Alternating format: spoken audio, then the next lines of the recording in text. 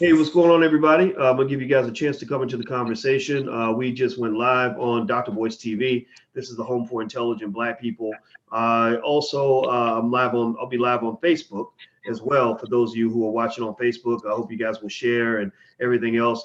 Today, I'm real excited. I'm super excited about this discussion because we all know that the success of Black men is one of the keys to success for our whole community. And two brothers that I have on today are they're actually twins, and David and Aaron Cabello, and they are the co-founders of Black and Mobile, which is a growing company in Philadelphia, but they got plans to go worldwide, I think, and they're going to tell you more about it. So anyway, but without further ado, I want to welcome my brothers to Dr. Boyce TV. How you doing today, man? How you doing? Well, good. Appreciate you for having us. I really do. Yeah, man. Well, I'm glad you guys are here. And also, I want to welcome everybody who's in the chat. I see W. Canty and Kareem Ali. You all won't want to miss this conversation because this is important, in terms of blueprints of success, blueprints of hard work. Now, first, I want to start by asking you guys, are you from Philly? We are not from Philly. Hold on one second. Oh, sorry, guys. That's the case. We're actually not from Philly. We've lived in Philadelphia for quite some time, probably like 7 or 8 years of our life. But we've moved to North Carolina. We've been all, a couple places in Trenton, New Jersey. A lot of places. Really? Now, what was that about? Did you have parents in the military or something like that? Nah. My mom she was just trying to make the best for us, and I was a little troubled growing up, so I actually got kicked out of the whole school district, so we had to move.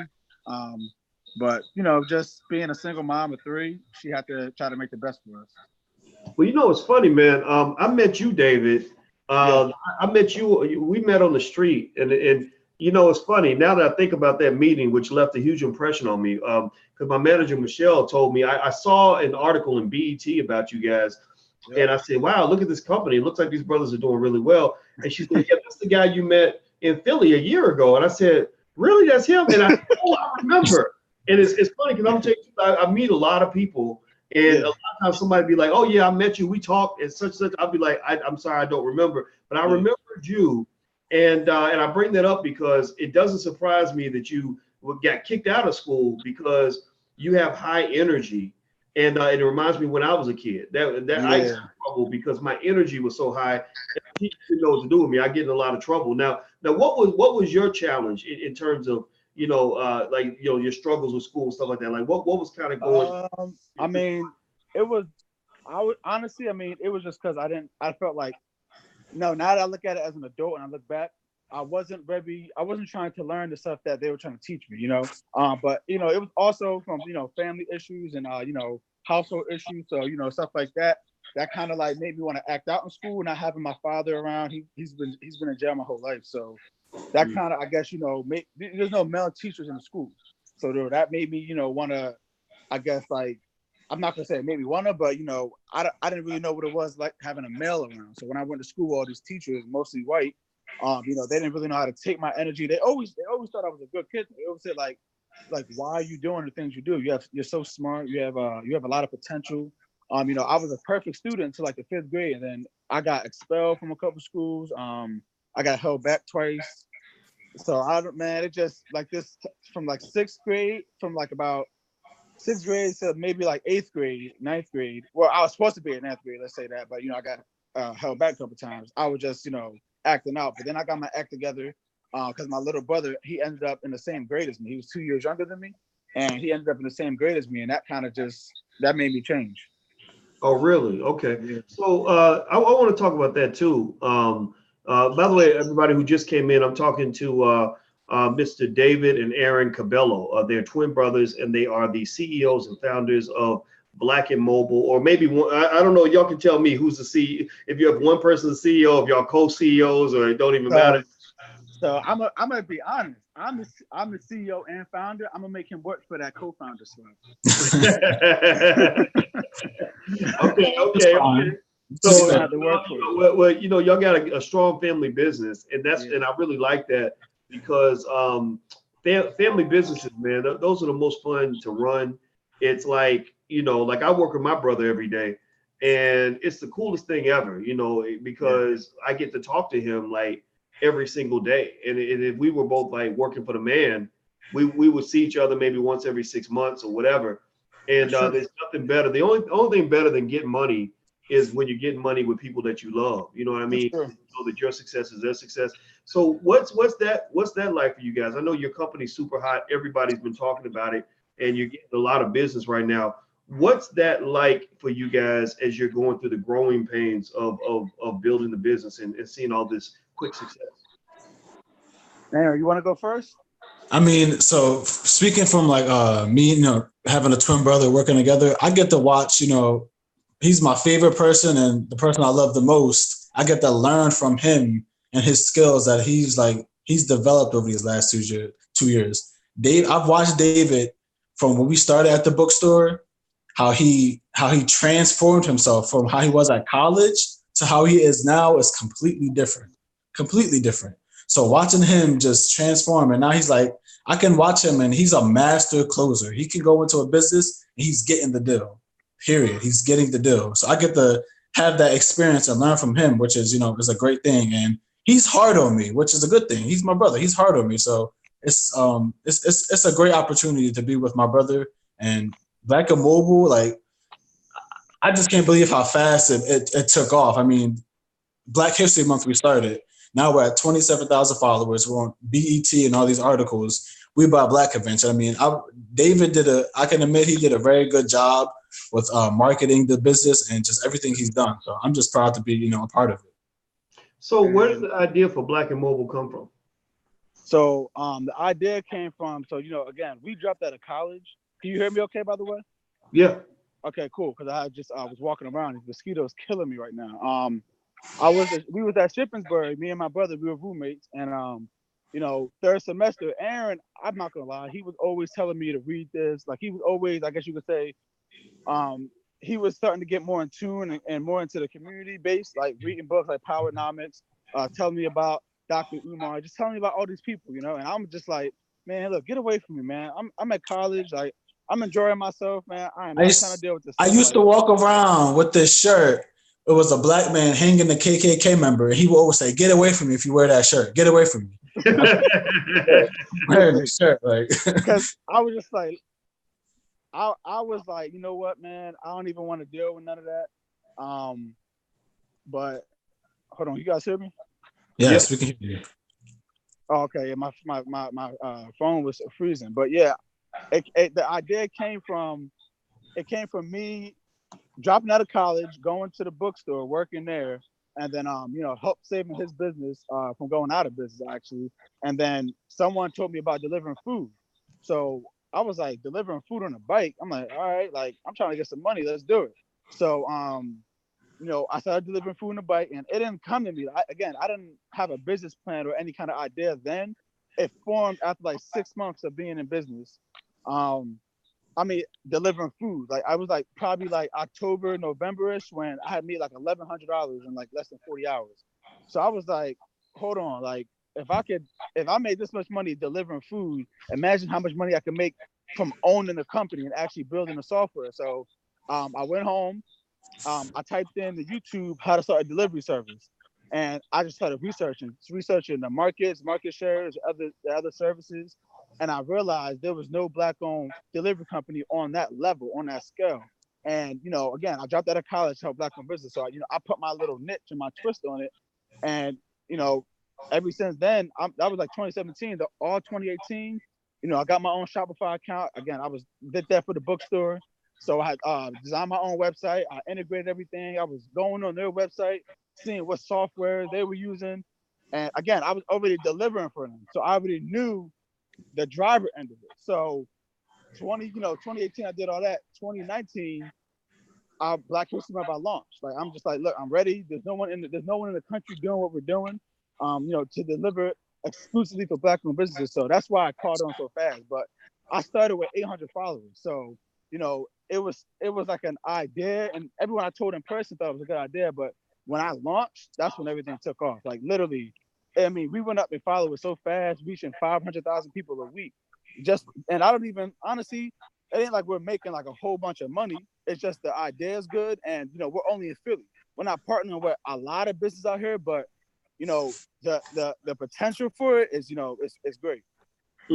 Well, everybody who just came in, I'm talking to twin brothers, Aaron and David Cabello, and they are actually, David is the founder of Black and Mobile Living Service.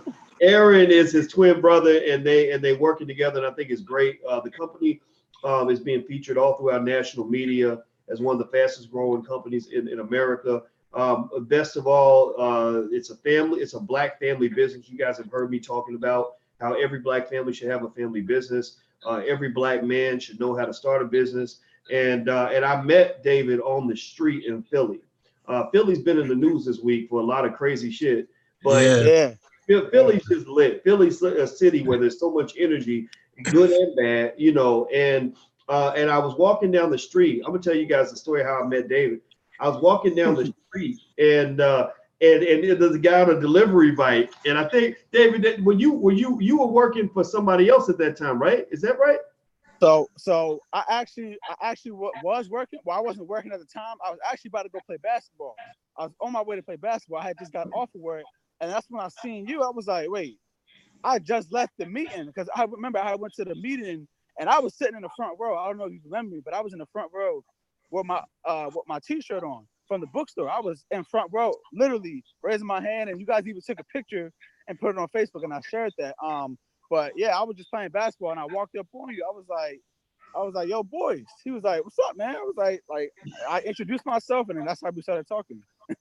Yeah, man. Well, you know what? I remember that time. Like, it's funny. Like, some cities I'll be walking, somebody will say my name, and I'm kind of like fight or flight. Like, you never know, because everybody don't love you. Yeah. And I remember I was super impressed with you. I was very impressed because, and I want everybody listening, I need y'all to hear this. I said, this is going to be a successful Black man. I knew it because your mind was already headed in the right direction. Your energy level was super high, very infectious. And I remember that day. I remember I told you and I told Michelle, I said, any class, because you said you were saving, I think you said you were saving up money to take a class in the Black Business School. I told Michelle, I said, I want him to take any class that he wants and he can do it for free. Because it's like when you see somebody that's got the it factor, you want to invest in that. You want to open it and support as much. So all I did was just offer, that extra support. So then literally, you guys, I want y'all to hear this. Like a year and a half later, I'm sitting with Michelle and I see the article in BET and I'm like, wow, look at this. These brothers are killing it.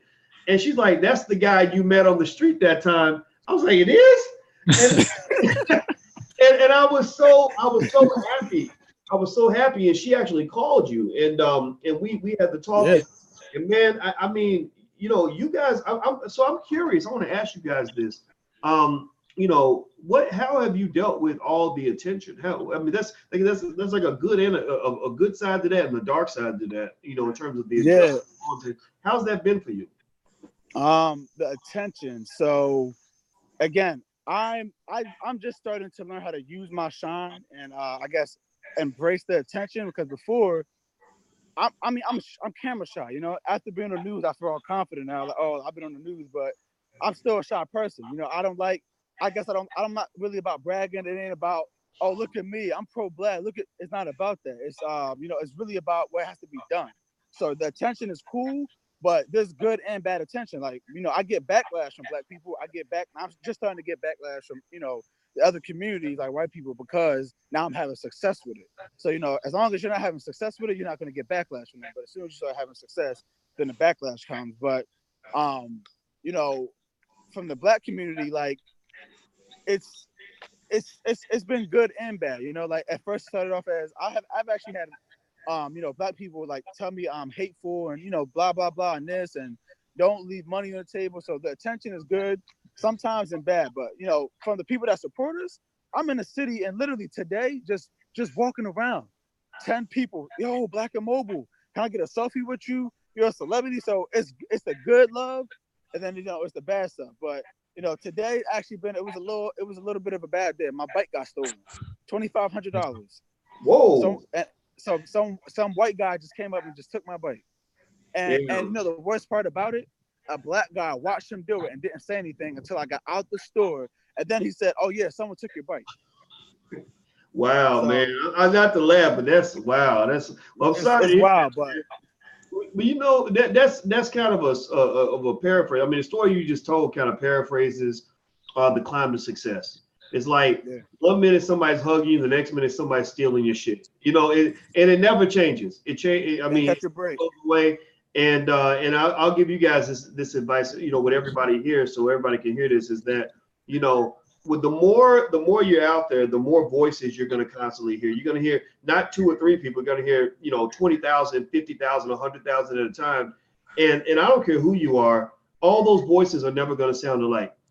Everybody ain't gonna love you, and everybody ain't gonna be a hater, and you have to decide how you're gonna process that, because you don't want to get to the point where you feel like everybody's gonna love you, because it ain't never gonna happen.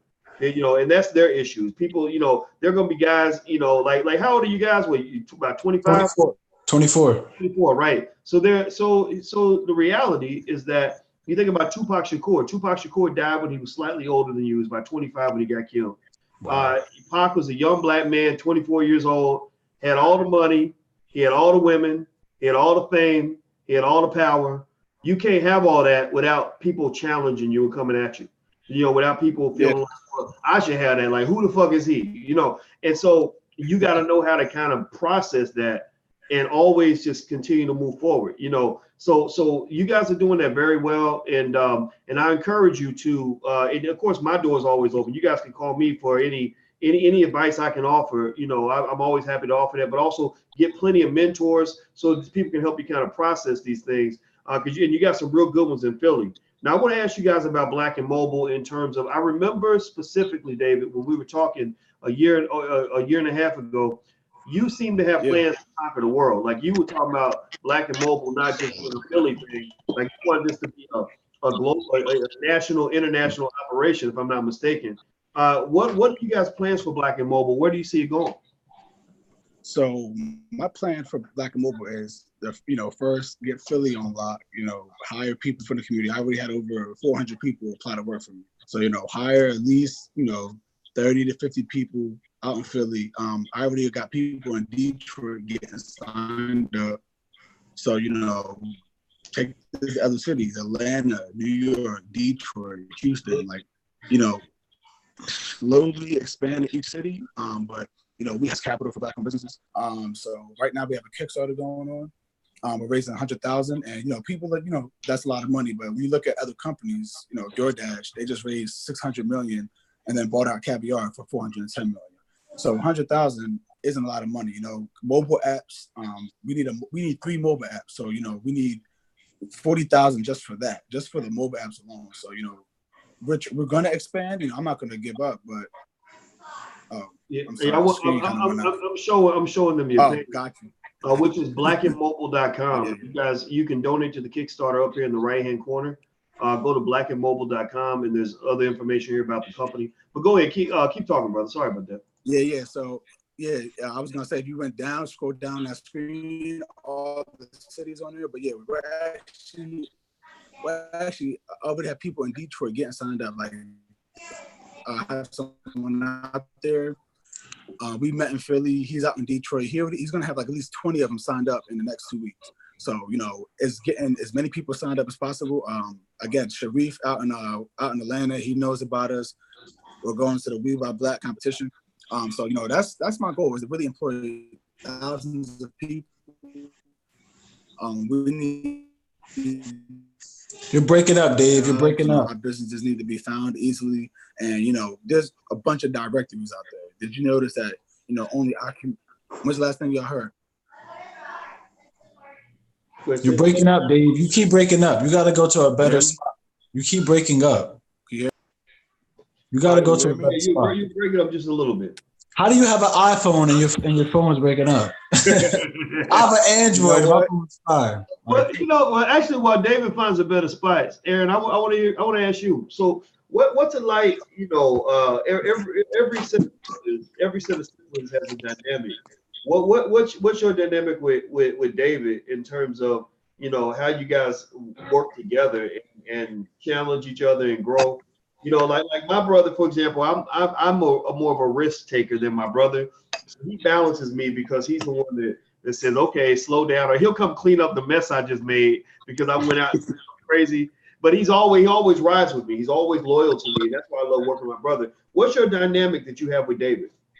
So with David, I'm definitely right now in a lot of a learning phase because like the last few months, like I said, David has taken the business to a level where like we didn't expect this to happen so fast. So really learning and then figure out my lane that I can take control of, implementing new strategies so we can expand, add new stuff like bike shops and stuff like that, just to add on to what he's already doing. So I'm trying to, get my lane all in control so we can work together, in a good way.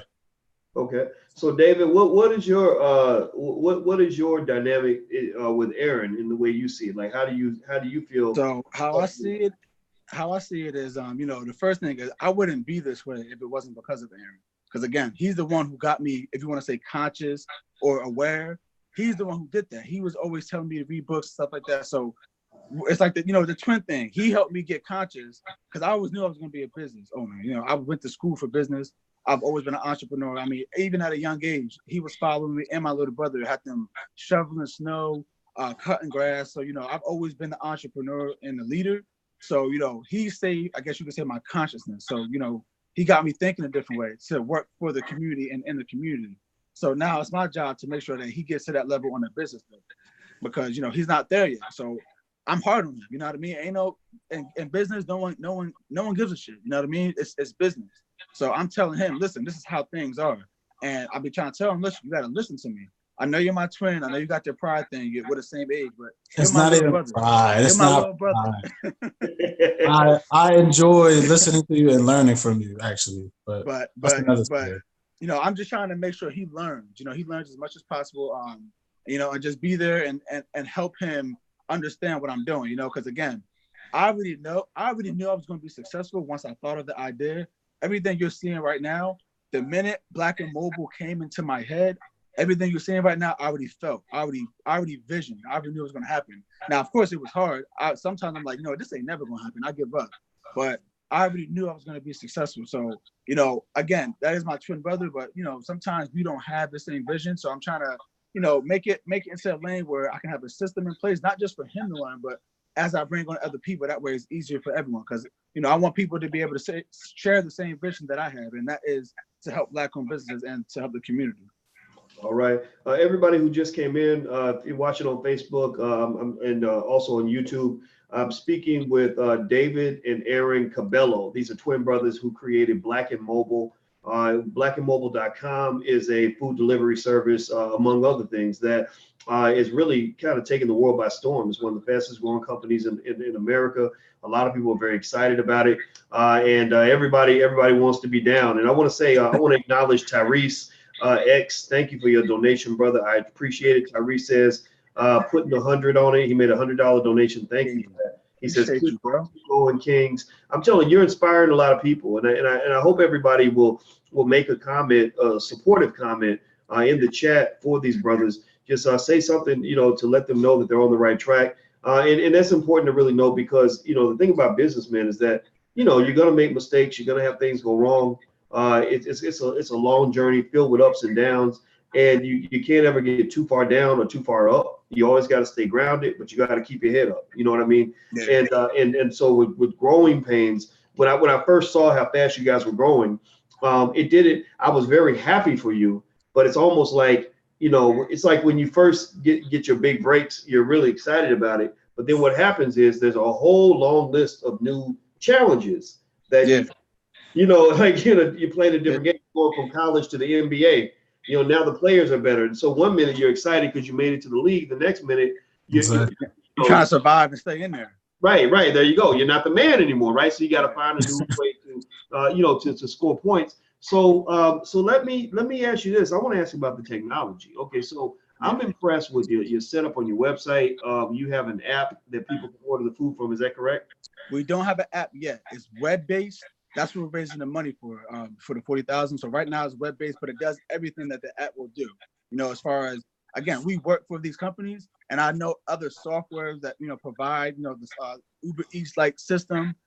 So right now, you can do tracking. The business can track the order, customers can track the order. You just go to the website, you click the business you want to support, the food you want to eat, and then we'll send the driver to pick up or drop off.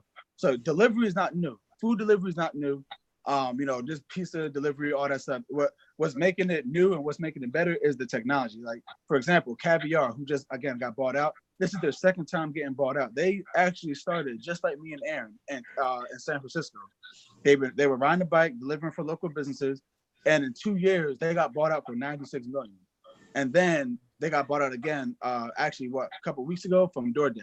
So this market is going to be over a $20 billion market by 2021. Like, it's a huge market because people are getting lazier and everyone wants convenience. But again, when you look at these other companies, Wendy's, all these chain restaurants, you don't see any Black-owned companies with things like that.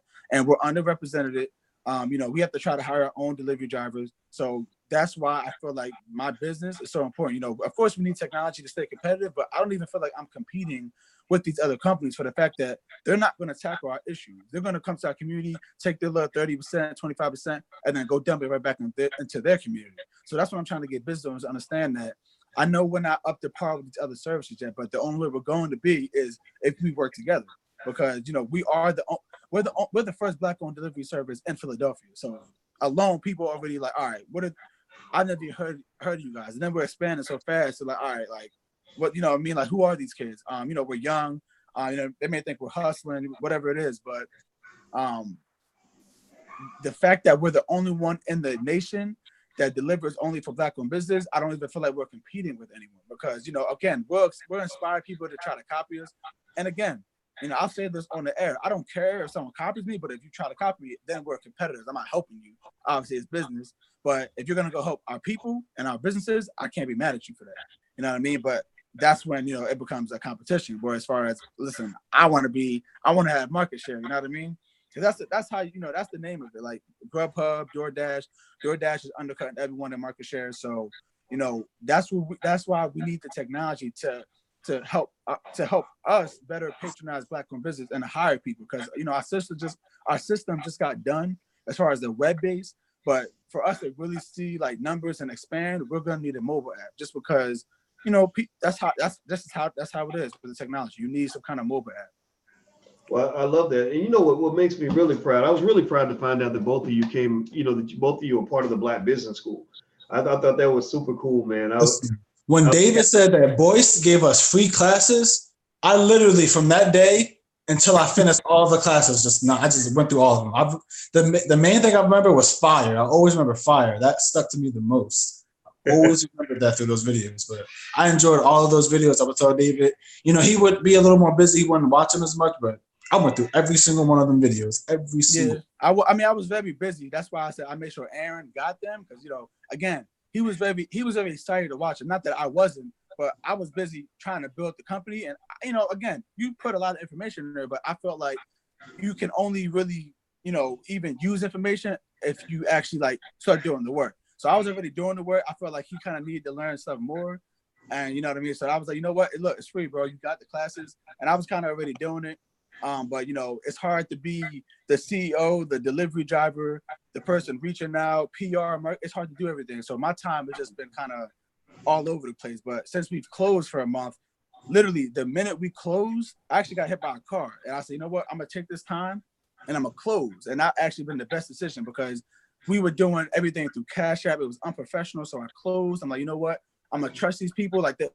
Like my mom's friend, she put us a whole new website for free. Someone in India to develop our whole driver system for free. We didn't pay a dime. She said, I believe in your company that much, and I believe that what you guys are doing is positive for the community, so I just want to be a part of it. Yeah, well, a lot of people feel that way, and I'm glad that you're here. I'm glad we can help, because I believe in something that you might call the Black tax, where and I want everybody to pay attention on this. If a company comes along like Black and Mobile, and let's say that they have a hard time competing with a DoorDash, right? I don't know. These DoorDashes and whatever, they're capitalized with tens of millions of dollars, you know, and it's hard to compete with that. My personal preference is I'll pay a little more to have you guys deliver to me, because when I pay that black tax, that money's going toward the development of black owned businesses. You know, a big part of the country of China operates that way. You know, that's how they measure your value as a citizen. Are you being a good citizen of China? And a good Chinese citizen is somebody who says, I'm gonna pay more to support my own than I'm gonna pay to go support you, or somebody who's outside of my community, right? So that's a government policy, right? So Listen. So ultimately, oh, go ahead, brother. I just want to say something on that, because people always say, why are you so, don't be inclusive in business, you know what I mean? And again, I get it. I want everyone's money. But when you look at the Asian community, first of all, that's why I even learned the electric bike from. They literally have apps and stuff like that where it's only Chinese delivery. You only can get from Chinese businesses. The same thing. I'm not saying anything against the other services that they're doing anything on purpose, but they're on code. We're not on code. They understand economics. They understand group economics. They understand that. So when you look at Caviar, when they came to Philly, they only delivered in Center City. And then on top of that, they only deliver for high-end restaurants. Now, how many black-owned high-end restaurants are in Center City? Not that many. So, you know, they do it in a strategic way. Whereas as black men, we have to, when people say, oh, don't be moving in silence, don't be so, no, we have to. Our suffering and our economic depression and all that is not going to be silenced anymore. Like, we have to speak up for what we're doing. So, you know, I just wanted to comment as far as the communities. I feel like we don't even have, like, you know, there's, you know, and China, you know, they're backing each other. I'd rather pay that tax. Black people are like, no, I'd rather pay someone else that's going to be cheaper rather than pay your tax. You know what I mean? It's backwards, and it's so backwards, and I don't even understand it. Yeah, well, you know, why is, you know, our school called the Black Business School? It's because we want to, you know, from the gate, let you know who we represent, what problem we solve, what we're focused on. And I think that, you know, the easy temptation is to say, well, we want, you know, we want to serve everybody all the time. No, you can create another brand for that. You know, when you guys are multimillionaires, which you will be, you'll be millionaires well before you're 30 years old. I can already see that. I'm just telling you that right now in case you weren't sure. You know, yeah, you're gonna go and you're gonna say, oh, well, we can do this same concept for another community, and that's cool. Go create another brand. You know what I mean? Like Marriott Hotels has probably 20 different hotel brands, some luxury, some low class, or whatever, a mix. And so you don't have to try to do everything under one umbrella. When you are black and mobile, then people who identify as black, who are blackety black, who love being black all the time, 24/7, you know, breakfast, lunch, and dinner, they're going to say, okay, that company's for me, right? And you're right. You're 100% right. You no longer have competition at that point, because, you know, you have what is called what might be called monopolistic competition, where, yeah, there are other delivery services out there, but if I'm really black to the core and I have a strong black identity, then I'm not gonna see those other companies. I'm gonna see you and only you. So you're on the right track, man. Food is just a start. We can get in from delivering hair, cosmetics, clothing, delivering people like Uber. Like there's only one company I know in like Seattle area. In Seattle, It's called Moving. So it's like Uber delivered, but it's black owned. So that's the only one I know that exists. But even having bike shops, you know how much money bike shops make? In Philadelphia, there's one black owned bike shop, only one, and it's not really I'm not gonna, you know, throw any shade. It's not the best because he's a one-man team. They make. I remember I was doing a delivery, and I walk into this Chinese restaurant, and the entire staff is sitting there eating. Hey, Aaron, what's up? And I'm looking at them like, I know a lot of my money is the reason why you're eating here, because I go to you guys so much. I'm looking at them like, we have to start a bike shop. There's no way I can watch this. Like, man, you know, I'll tell you, you know, I think that what you guys are doing is great. Everybody who just came in, I want to make sure you guys know who I'm speaking with. I'm speaking with David and Aaron Cabello. These are twin brothers who created Black and Mobile. Black and Mobile is a delivery service. They deliver food, but they're doing a lot of other things. They're rapidly expanding, and they can use your support, not just as a customer, but maybe as an investor or to support build up what they're doing.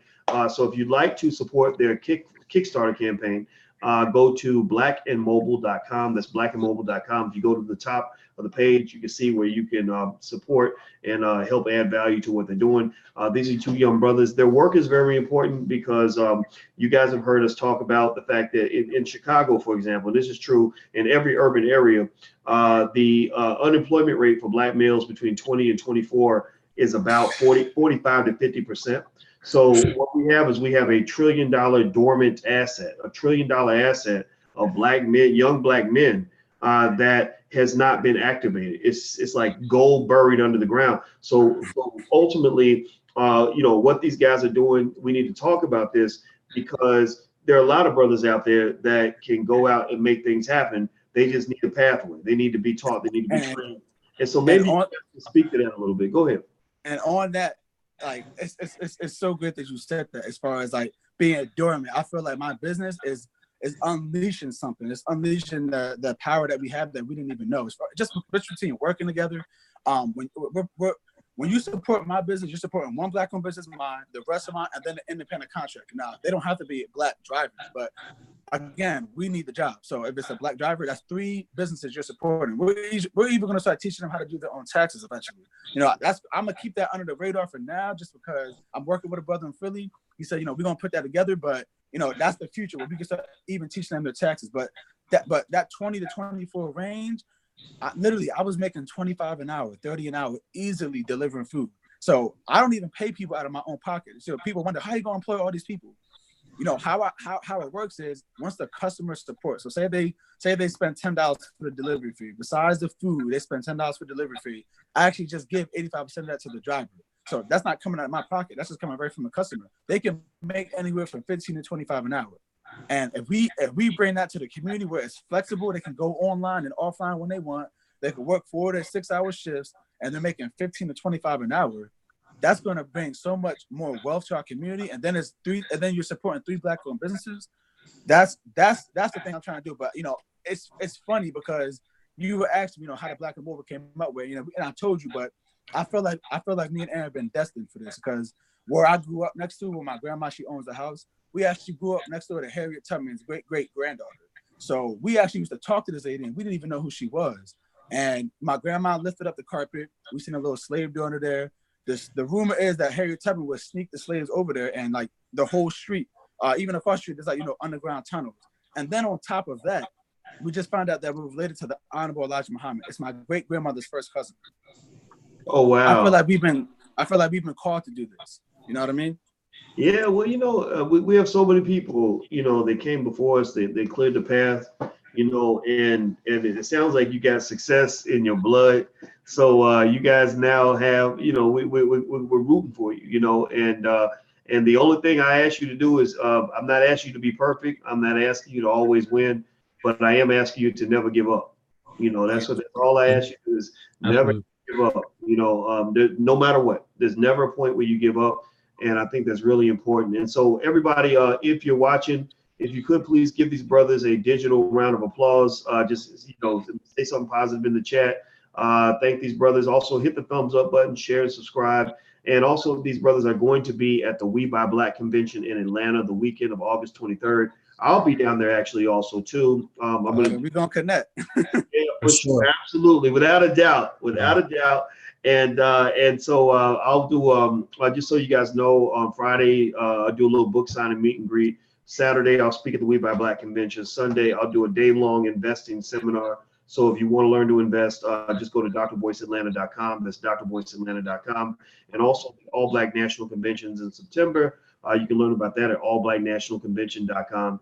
And if my manager, Michelle, is watching, I'm going to make sure Michelle knows that I'm going to try to invite you guys to come out and speak at the convention for next year. You guys are busy businessmen right now, so I'm not going to put that on your schedule now. But next year, I'm going to work to get on that schedule, man, because you guys, your work, it has an impact far beyond what you even know. When I was 23, I talked to a guy who was about 43, right? And one thing he said to me that I did not understand at that time, but I get it now, is he said, you have to be as old as I am to understand how young you are, right? He said that, and I was like, that's deep. I got to think about that, But now I'm in my 40s, right? And now I look back and I'm like, wow, when I think about all the things that have happened since that time, things have changed, things have evolved, the impact of things I did then that I didn't know were impacting other people. Now I get it, right? So the thing is that your success is you're already seeing this, right? That when you succeed, other people are going to succeed because they're connected to you. The community is going to elevate. But what's going to also happen is you're going to have, by the time this video gets done, there's going to be tens of thousands of people that are, and also all this media you're getting, thousands of businesses, at least hundreds, maybe thousands of Black businesses are going to come out of this because people are going to see you and they're going to say, wow, okay, I can do that too. You see? So your work is really important, man. And I'm super proud of both of you. And I can't be proud enough of you guys, man. So I wish you the best of luck.